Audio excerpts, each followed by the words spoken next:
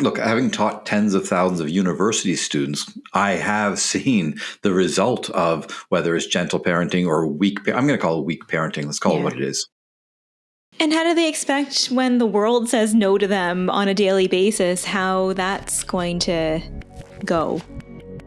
When a child has an understanding of why their behavior is, not acceptable or results in a certain consequence, it's going to extinguish it. They're terrified because they've never been in that role with their kids.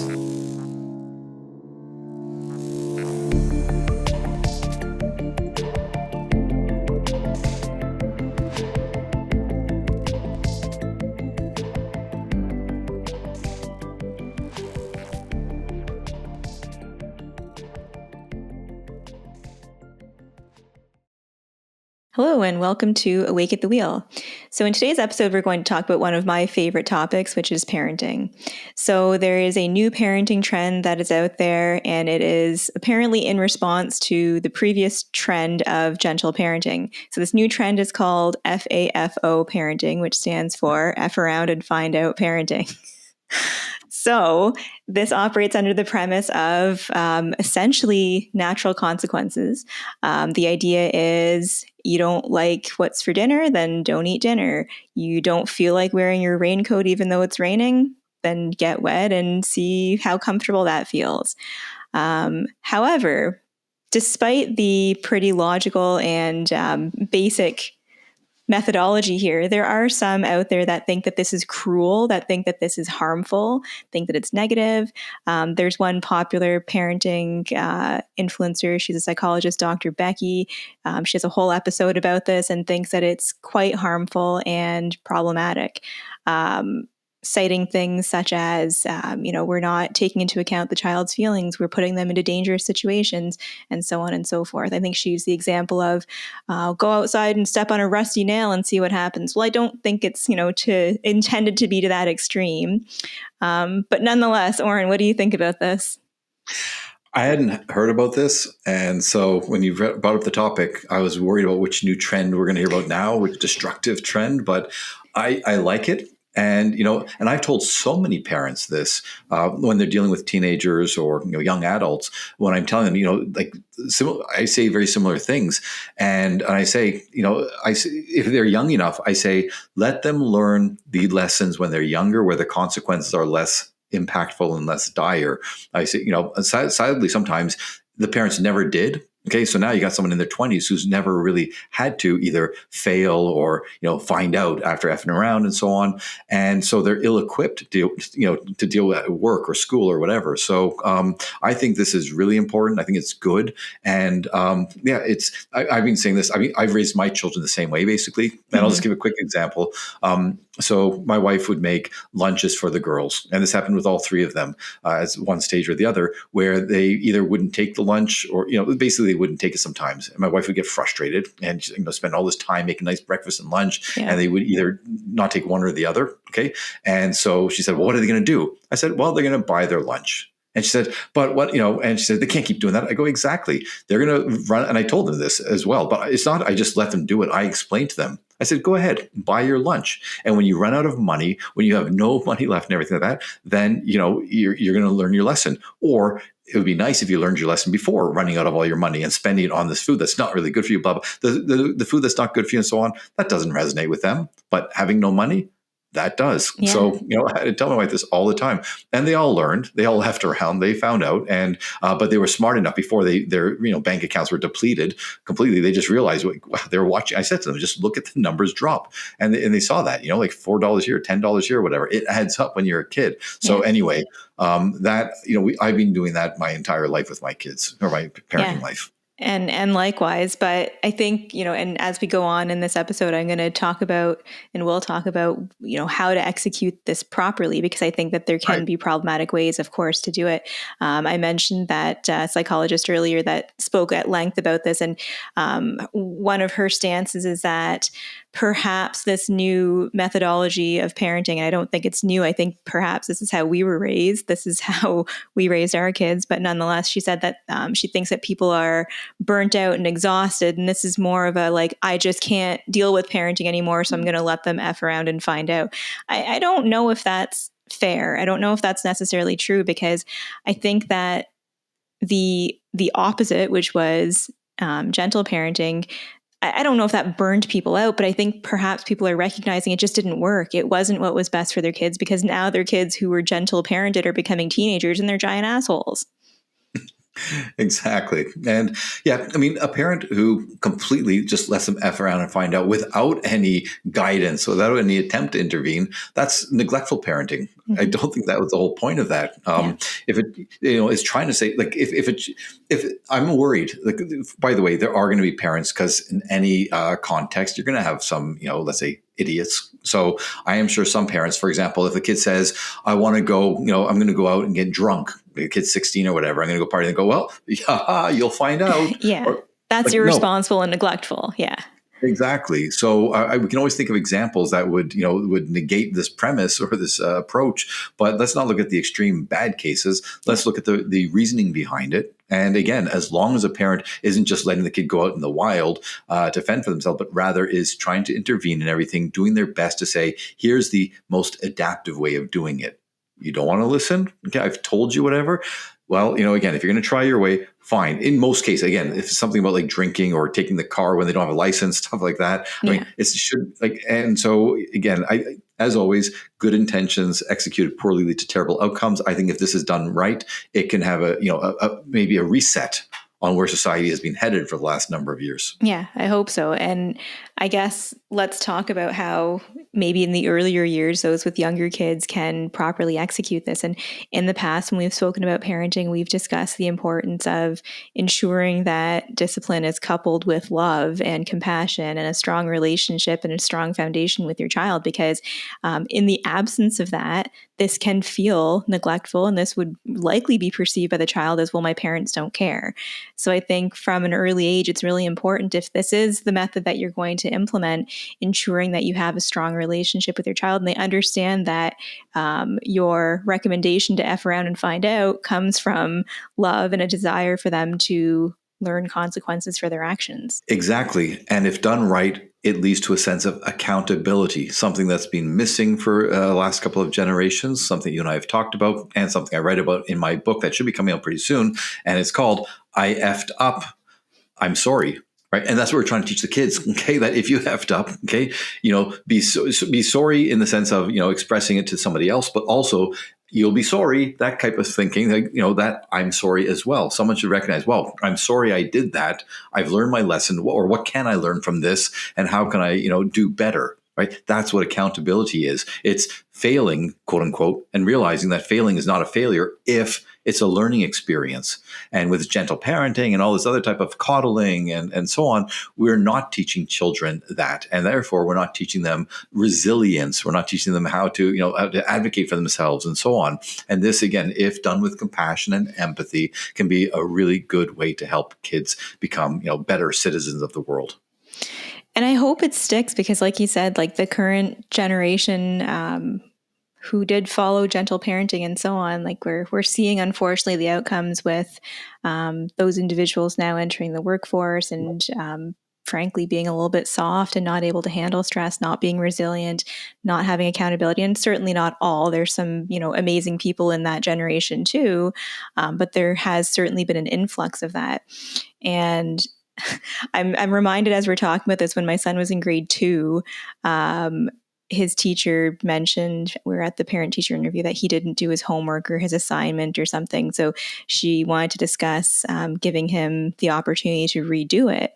And I said, well, no, he didn't do it. Doesn't he get a 0?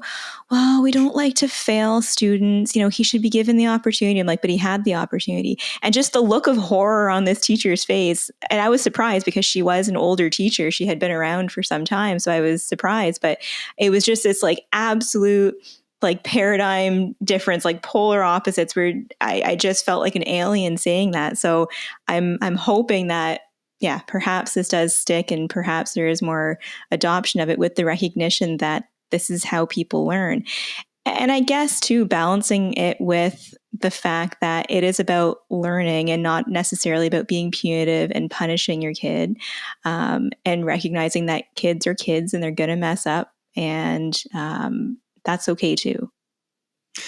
Yeah. And look, having taught tens of thousands of university students, I have seen the result of whether it's gentle parenting or I'm going to call it weak parenting. Let's call it Yeah. what it is. Yeah. Okay. Now, I understand gentle parenting doesn't have to be weak, but I've seen a lot of weak parenting. I've Yeah. talked about countless times the abdication of responsibility by parents and just the level of entitlement. And this is nothing new. I know people have been talking about it, and every employer you talk to, virtually everyone, unless they're woke, virtually everyone, and even woke employers will say, "Oh my God, these people are so entitled," and that's what we've created: entitlement. People who, it's not just entitlement, but as you say, it's people who are basically, they're afraid to fail. And if you're afraid to fail, or if you do fail, again, quote unquote fail, if you have a setback or whatever, the fear of doing that prevents people from then taking risks, like prudent Hmm. risks, right? Yeah. And you cannot grow, you can't develop unless you take risks, unless you step out of your comfort zone. But if you've been coddled all your life and you don't like the discomfort that comes with these kind of things, then you're never going to feel motivated to do that. And we are seeing truly, we've been raising the alarm bell since we started the podcast because the people who should be awake at the wheel have been asleep at the wheel, right? But it's not hyperbole to say that the last generation and a half, maybe let's say half, 1.5 generations at least, right, is so soft, entitled, and I always say all that we need for society to continue is a tiny percentage of people to not be like that. And I'm hoping that still the ones, either because it's the parents or it's because the kids themselves, they still have that ambition, they still have that drive, they still have that risk taking desire and so on, and that they want to be the best that they can be rather than just have things handed to them or take easy ways and everything like that. So I'm hoping that still we have that few percentage points of people who are in charge. But even if that few percent exists, if the rest of the world is going more and more in the other direction, it makes it harder for them to exert a positive adaptive influence on the rest of society. The society is being tilted toward the weak parenting, which is producing the weak children, which is producing the weak citizens. And that's what I'm worried about. So I really hope this does, again, course correct. So I wonder if we should talk a bit about like why, or at least what we think are the reasons why people perhaps leaned on that weaker parenting. And Sure. I'd like to think, and I think many people blame it on, well, okay, let me backtrack. I think a lot of people blame it on laziness, but I'd like to think it is more out of a desire to raise emotionally intelligent kids and help them to understand that their emotions are okay. And I do think that the general premise of gentle parenting was positive, but as we say over and over again, good intentions executed poorly. I wonder though if it did kind of evolve into well, it's easier maybe to not enforce the rules and not hold them accountable. Well, I think that's a big part of it, quite frankly. Okay. And as you said, there are some good intentions, but I truly think with the well, it's two things. I think with the fast paced world, actually, maybe five things. Okay. But the fast paced world, a lot of parents just felt stressed, overwhelmed, whatever. So it was hard to do the hard work of, of directing children and holding them accountable and so on. That's one. Then there's the guilt that if they're not around all the time, they don't want to spend the few precious minutes they have with the kid fighting, haggling, and so on. So they kind of just let things slide. Okay. Then there is the bad messaging they're seeing on social media, where they're learning. Oh my God, if I say no to my child, I'm causing brain damage. There's literally people who are No, saying. like actually, people think that. Yeah, they actually, yes. Now, some will say the psychological damage, others will say literal brain damage. And there's so studies that every time a child says no, it's having this negative impact and it can have on their growing brain. And how do they expect when the world says no to them on a daily basis, how that's going to go? Don't cloud the issue with facts. So, yeah. So, right. So I think these factors really, and again, parenting by guilt, a lot of it is guilt because I Mm-hmm. think that on some level they recognize that they aren't investing the time that, parents used to invest in children. Not all parents, of course, but, there's so little time face to face because everyone's, face to screen. And so I think a lot of parents are recognizing that. And I do think a huge part of it really is the laziness Yeah. and the fear. And especially, again, as much as as I'm coming down on parents, I do recognize that when the whole society seems to be going in one direction, it's really hard if you're the only parent of the only kid who's bucking this trend. I get it. All right. And then there are some places where I've, kind of acquiesced in small ways with my girls, but in other ways I'm saying like, no. And every time they tell me, well, so-and-so's parent, did this or that, or lets them do this, I said, because they're weak parents. I tell them that. I say, That's the they're weak. reality. Yeah, I see. That's the reality. And I say, I'm not a weak parent. I'm not a weak person. And I'm not going to raise weak children to become weak members of society. So I'm very old school in that regard. But it's not authoritarian parenting. We've talked about this. It's authoritative parenting. Yes. It's explaining why things should be the way. It's negotiating. It's letting, it's having some negotiation. But in the end, there's somebody on top. There's a hierarchy. You have to recognize that's how societies operate. Yeah. And it's not a dictatorship. It's a hierarchy. Two different things. Yeah. And I think to that point, we were speaking about how to execute this. I think that's a really important part of it as well, especially when kids are younger, not asking if they want to be punished or not, certainly not. But I think that it's important to explain to them why X leads to Y, helping them to understand why, this behavior leads to this consequence. And I firmly believe, and I'm sure that there's literature that supports this over and over again, that when a child has an understanding of why their behavior is, not acceptable or results in a certain consequence, it's going to extinguish it. Like that's, basic conditioning of humans is that if we do something and there's an outcome that's not desired, we're going to stop doing it. Well, yeah, exactly. I mean, it goes back to Psych 101, basically, and Parenting 101. So, and once again, just to reiterate, it's not just simply, well, yeah, hey, there's a busy highway. The kid wants to cross the street. Let him learn the lesson. It's not that. It's parents being involved. But if the child really is that resistant, let them see why you were trying to steer them in one direction or the other in the first place. Yeah. And again, but with proper parental oversight. That's the whole idea. Again, the only thing I'm concerned about with the FAFO parenting, as we've talked about a couple of times, is if as we've seen many times, parents take it too far and truly think it's like, oh, okay, that's fine. So I don't have to worry about this. So, fend for yourself. It's more so helping them understand the logical consequences for their actions. And you mentioned authoritative parenting. Yeah, that's essentially what this is. And I've heard some critics of this FAFO parenting call it authoritarian. No, it's not. It absolutely is not. I don't see how that would even fit in. But I think as we're discussing this and we're talking about gentle parenting and the fact that that's been around for the last decade or so, what if somebody is interested in this, change in paradigm in their parenting, but now their kid's a teenager? So let's maybe talk about that. Like how would a parent make the shift from being a gentle parent to more of a FAFO parent? Because I could see that being quite difficult to all of a sudden change the rules, change the way that things are framed in the household. I think it would be a lot easier if one had young kids and this was the way that it was throughout childhood. But I also think it's never too late to change. Well, it's not. So here's a few things. Some of it will be common sense. Others, it will be unpopular. All right. The first thing I tell people when I am helping parents who are making these changes, okay, whether it's adolescent or young adults, okay, a few things. One is when the parents look at me in horror and they say, but how am I supposed to implement it? Or how am I supposed to hold them accountable? How am I supposed to discipline, whatever? They're terrified because they've never been in that role with their kids. So I say, I understand that. It would have been better if you did it earlier, but now we're going to try. So how do you assert your authority? Here's the part that's going to be unpopular. And there's a reason that when we talk about, with two-parent households, I'm not saying a single-parent household is the worst, but, with two parents having, whether it's, male and female, which is the standard, okay, and I don't mean to be too stereotypical, but the kids should, be concerned that someone's going to hold them to account. They shouldn't be terrified of their parent, and they should definitely not ever fear any kind of violence, right? But they should feel that there is a strong authority figure, right? It's not authoritarian, it's an authority figure that's going to, again, that there's going to be discipline, there's going to be structure, and there's going to be accountability enforced.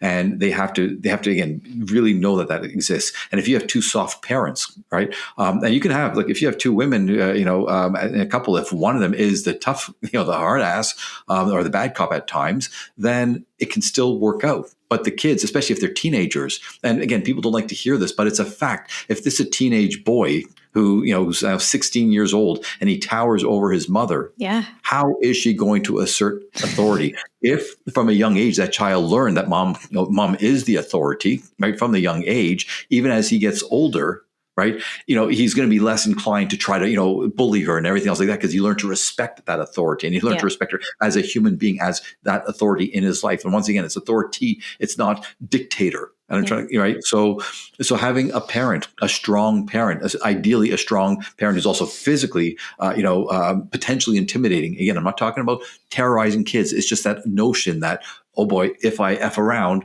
I'm going to find out, having that mentality, So it's hard when you don't have both parents on board. It's hard if there's not two parents in the picture, or it's hard, right? Or it's hard if neither parent can be the strong one. So I've worked with parents where that's the case. And it's obviously, it's much harder than in other cases. And when we try our best. So what I say is, a few things. You have to figure out, where do you have control over in the household or in the system. So first of all, I say, you don't suddenly just change it from A to Z. You've got to slowly kind of work it in. You have to take accountability and say, you know what? I know this is on me. I let this system, continue too long, right? And so there are going to be changes. You don't come down and go, now they're going to be changing this. Like, that's not going to, you're going to get rebellion in that case. But you explain, and I always tell parents every time, and I say this directly to the kids as well, and to my own kids. I say everything, and by the way, I say the kid's not going to appreciate it. They're not going to, maybe they'll respect it. I don't know, but most kids don't have the capacity to really understand it, but eventually they will. I say, get the programming, and I've done it from a young age. I say, everything I'm doing is to help you to become independent one day. Okay, it's not about punishment. It's not trying to control you. It's trying to give you the tools to be able to, live your life in the way that you want to. And by the way, and then I'll show people in our lives who haven't mastered that, and they're adults and their lives aren't going well. And I say to the kid, I say, is that what you want to, your life to be like? I say, no. Again, with competency, with accountability, with responsibility, and so on, with ambition, I say, come the rewards. And I say, and I explain that to them, and I show them certain rewards, whether it's me or other people they know. And I say, it gives you freedom. It gives you the things that you can do, but you have to be able to be independent in order to do that. So I say, frame it that way, that is for their own good. Like I said, it's not going to resonate with most people, but at least it's a consistent narrative that, and also for the parent, if they're feeling guilty and going, oh, why am I doing this? They can always fall back on, I'm doing it because I'm doing my job as a parent. Yes. This is, in the end, the best for my kid. And if my kid doesn't understand it, I better understand it at least. Yeah. Because at the end of the day, our chief responsibility, I think, as parents, is to ensure that we prepare them for the real world. And I don't know if that sounds too hard or tough. And I think we need to do so in age appropriate ways and developmentally appropriate ways. But at each stage of our child and adolescent's lives, it's our job, it's our responsibility, it's imperative that we prepare them for what's out there. Because if we don't, who's going to? They're going to be, pretty shocked when they get out there. And yeah, you reminded me, I just the other day had this conversation with my family. It was more of a joke because for the most part, my son is quite respectful, even as a teenager. But I laugh because I'm like, oh gosh, I don't know how I'm going to discipline him now because he's towering over me. He's nearing 6 feet tall. I'm barely 5 feet tall. I'm like, well, this will be interesting. But I also think that we've set the stage of I'm still the authority, I'm still the parent, and that's known and understood. So yeah, that is a reality of there comes a point, and it definitely crept up on me that all of a sudden, physically speaking, I'm like the tiniest person in the house. But nonetheless, I think as well, ensuring that both parents are on the same page is important and not always realistic, but this is something I talk to with families and couples that I work with all the time, that you can disagree and that's fine, but don't do it in front of your kids. If you disagree with the way in which your partner maybe handled a situation or, whatever the case may be, I think that it's incredibly important to still present a united front to the children because they need to know that they can't go to mom for certain problems, dad for certain problems, parent one, parent two for certain problems. So discuss it amongst yourselves, but maintain a united front wherever possible. And obviously there's, exceptions that if there's danger of harm and things such as that, and if it's emotionally abusive, I don't mean about extreme cases, but in the day-to-day disciplinary matters that arise, maintaining that united front is important.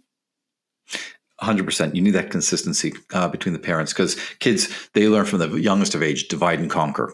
Every young kid learns that. And, as they get older, they get better at that. So definitely. And this whole idea, again, what I'm saying about this intimidation or worrying about that parent, if people think that's being too, aggressive or toxically male or something like some ridiculous term like that, I just think about, and I don't want to go stereotypical here, but there are a number of families, many families where the kids are terrified of pissing off little old grandma.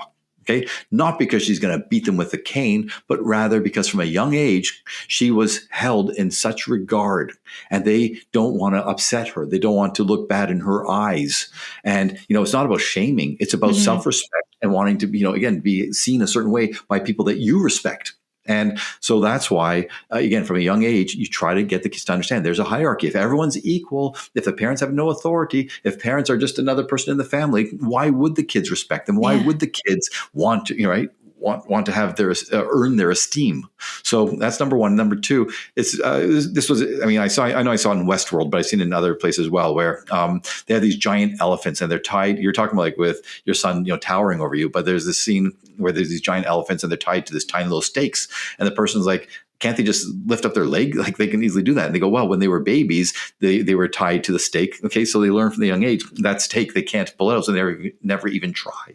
So with kids, again, if your kids are already older, it's too late. But if you're a young parent, or if your kids are young, from the youngest of ages, again, it's not that they're terrified of you. It's just that they have this internalized sense of, if mom or dad says this, and they explain it, whatever else like that, A, it goes. Okay, what they say goes, because that's how the system works. And B, again, you earn the kids' respect. You don't terrorize them, but you want the kid to do right by you. And once they become teenagers, most kids, they want to rebel. They don't really care about doing right by you. I get that. But you hope that there's a little bit in there, or at least one parent where they don't want to earn the parent's ire, or upset them or disappoint them or something like that. So little by little, you try that. And earlier I was saying about, when the kid is physically imposing, okay, I say, but still, as a parent, you do hold certain advantages over the child, whether it's money, whether it's taking them places, whether it's whatever it is. And the thing is, again, going back to enforcing these expectations, right? If the parent says, you're not going out tonight, and the giant teen goes, well, yes, I am. Right? What does a parent do? It's really difficult if you don't have that person in the family where, again, the kid's worried that, okay, I don't want to upset this person, whatever the consequence might be. And if it's not the parents themselves, you try to make sure there's somebody either in the family or in the sphere where the child really does not want, to be exposed to that person for being a little shit. Okay. So, right. It's not easy, but it's definitely doable. And that's what parents used to do in the old days. Yeah. So, yeah. And I think you make such a great point, and you may have already said this, but I think if you did, it bears repeating, that it's not about, creating shame or fear in the kid. It's about self-agency and having the ability to regulate one's own behavior and emotions and responses, with an understanding of, like, I respect this person, I respect this parent, I don't want to disappoint them. And again, it's not a guilt or a shame thing. It's like, I want to behave in a manner that will make this person proud. And to be honest, that was how I was raised. I look back to when I was a teenager, and I think I was a pretty good teenager. And when I look back on it, I'm like, I didn't want, like, the look of disappointment on my mom's face was probably the biggest deterrent for me, because I had so much respect for her and her authority and what she did. So it's certainly doable. Exactly. And again, this thing about wanting to earn their respect, if it's done properly, the kids are learning their own self-respect, right?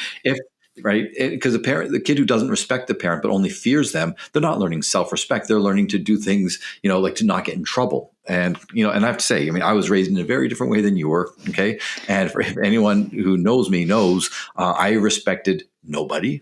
Okay, I still have such a hard time believing that. Oh, check my high school records. Okay. All right. There's a reason I went to 3 different high schools. Right. So, and it wasn't disappointment in my mother's eyes that I was worried about. It was vengeance. It was like, oh, geez, I effed around.